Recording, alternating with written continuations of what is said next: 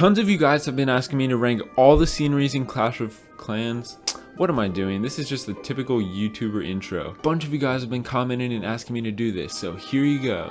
Let's just rank the sceneries. There are 9 sceneries, so in 9th place is the jungle scenery. The jungle scenery is that free scenery you get when upgrading to Town Hall 14, so usually free things aren't as good as things you pay for, and that's how it is in this case. This scenery is pretty basic, really nothing down here by the water. There's a couple goblin statues in the forest, but other than that, there's not much. Kind of this little canoe over here. The waterfall is obviously there, but not really much to this jungle scenery, kind of just a remodel of the normal scenery. But you do get it for free at Town Hall 14. In 8th place, Hog Mountain. And by the way, this video is not going to have a ton of editing. I'm kind of just going to go through, rank my sceneries, point out a few Easter eggs and things, but I love the colors and design of this scenery. But the reason I'm ranking it so low is because while I love the design of the scenery, there's really not much going on. Like, there's not much to look at. There's so much empty space where they could have filled it in with a lot of things. And down here, there's a little bit more like this building, but there's really not much going on. There's a little market down here with fish, but other than that, I mean, this scenery, the design looks really cool and I like the colors, but there's just not much going on, and for that much money, I feel like they should have put some more details into the scenery. Number 7, the epic jungle scenery. This one is kind of the same as Hog Mountain. I like the colors and design of this. This has a few more details than Hog Mountain. Like, it has this whole market down here where they filled in all this empty space, but up at the top there's like a huge gap of just empty space, and they've come up with some super clever things in other sceneries to fill in space, but they just didn't do that with the epic jungle scenery. Like, they put some vines there, but that's pretty much it. I mean, there's vines throughout the scenery, so it's not really like something out of the ordinary. I mean, I like the design, just not much to look at, and there are other sceneries that I don't like the design as much, but I ranked them higher because there was more for me to look at as I'm looking around my base. Number 6, Clashy Construct Scenery. This was the very first scenery that Clash of Clans put in the game, and this has a bunch of details. There are some places where there's just trees, which is understandable because this was their very first scenery. I'm not putting a ton of pressure on them to fill in every inch, but there are a ton of Easter eggs, like the Clockwork Queen skin right here, and they also have this banana down on the docks, which are in most sceneries, but they actually stopped putting bananas in sceneries recently. They have this building which has the crusher from the builder base crushing up rocks. They have this hammer, which I think is the hammer that the battle machine in the builder base uses. They have this house up here, which I'm not sure exactly who lives here, but I did point out all the Easter eggs in this scenery in a couple videos, which you can find in the playlist down below. But overall, they did fill in this scenery pretty well. There is some dead space up here with a bunch of trees, but there is a lot to look at in this scenery. 5th place, the epic winter scenery. I really like this scenery because the snow is coming into the village. I really like this castle up here. It's kind of mysterious because you'll see a shadow of somebody walking past the windows once in a while. I have no clue who it is. Maybe you can tell me down in the comments. There's also this crown symbol, which is the only place I've ever seen that in Clash of Clans. I like this elixir river thing down here that also comes up to the top. Again, not sure exactly what it is. There's a lot of mystery in this scenery. Down here you can see the banana roasting over the fire, and right here where there's the hole cut in the ice with the ladder going down, that's actually where the Barbarian King will come out and go for an ice bath. Up here there is some dead space. It seems like in the top left they don't really fill it in very well because there's not much going on up here. Obviously that's where the loot cart, the super troops, and clan games go, but other than that there's a giant ice cliff, and that's where all the clan castle troops will go through that cave.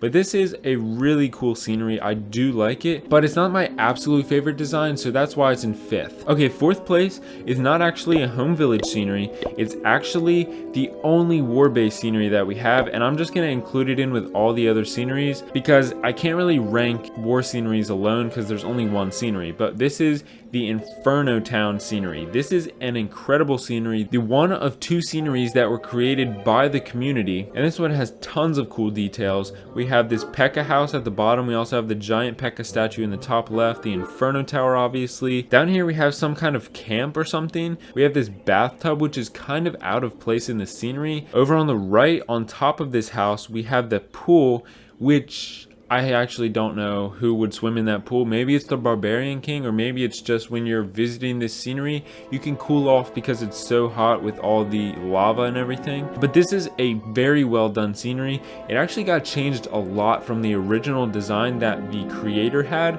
but still a great scenery. So now let's get to the top 3. By the way, all these sceneries were limited time only, except for the jungle scenery. That one you'll always get when you unlock Town Hall 14.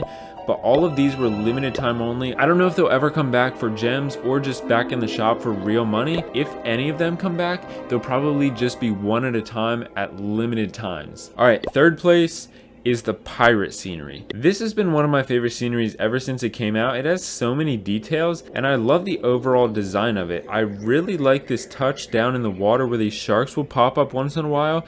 That's the only scenery that actually has things coming out of the water, which I think is really cool. Up here we have some kind of a village which has a lot of cool details. There's the banana again. We have this mysterious cave. There's a lot of mystery in these sceneries, which I don't know if these questions will ever be answered. We also have the shipwreck down here, and then we have some kind of castle. There's also a watermelon that you can see instead of a cannonball. Like I said, so much mystery. Where does this lead? What does this chain attach to?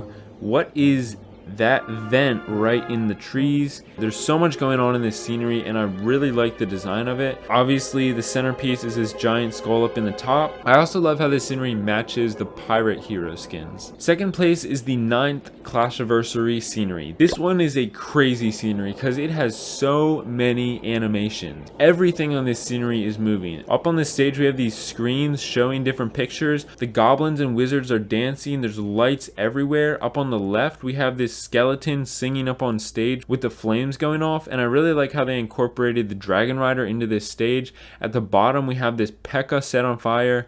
Not sure exactly what that is. We have this Ferris wheel.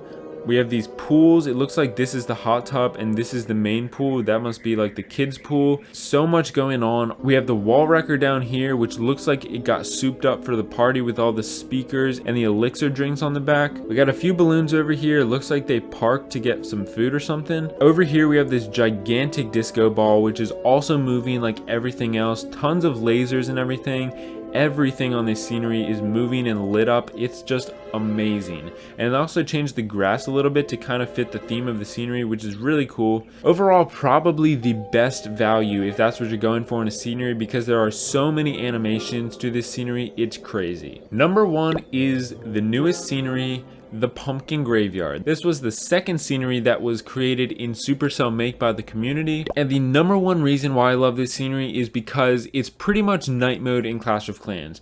This is the only scenery that has changed the tiles to darker tiles, so the entire scenery is now a dimmer color, which is amazing because I've always wanted night mode in Clash of Clans, and this is one step towards night mode. Not quite there because it's not as dark as I would like it to be, but I love this scenery. I'm so glad that Clash of Clans made this darker than normal sceneries. We have a lot of cool things going on. We have these elixir cauldrons, which there's some skeletons in there. You'll also see a bat fly around once in a while. Yep, there's the bat right there. If you saw it, I'll zoom in and I'll have an arrow pointing at it, but you'll see that once in a while. Down here we have this ghost pirate ship. Really mysterious. Not sure why they decided to put that in here. I haven't really seen any crazy theories about what this could be. Obviously we have the pirate skins in Clash of Clans, but none of them are ghost pirate skins or anything. But nothing comes out of the water like that pirate scenery. Down here we have the wizard scarecrow, and then we have the barbarian king. Looks like a zombie barbarian king statue.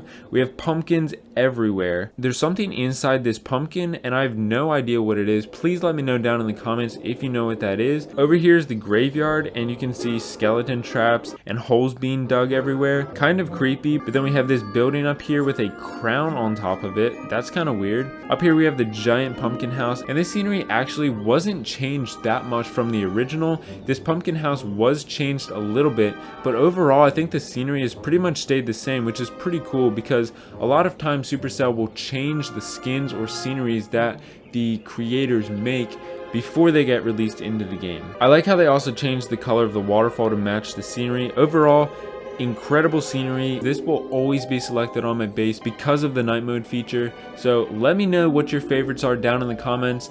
Subscribe. Bye.